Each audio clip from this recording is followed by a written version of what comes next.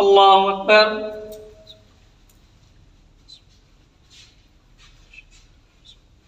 الحمد لله رب العالمين الرحمن الرحيم مالك يوم الدين إياك نعبد وإياك نستعين اهدنا الصراط المستقيم صراط الذين أنعمت عليهم غير المغضوب عليهم ولا الضالين. ألم تر إلى الذين أوتوا نصيبا من الكتاب يؤمنون بالجبت والطاغوت ويقولون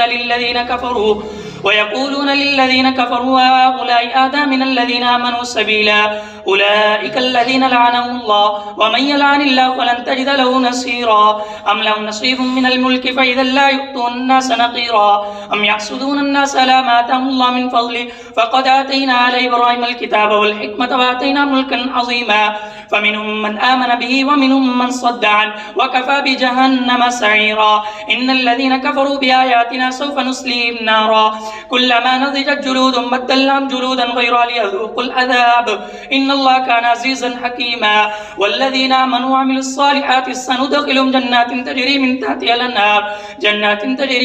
الأنهار خالدين فيها أبدا لهم فيها أزواج مطهرة وندخلهم ظلا ظليلا. الله أكبر.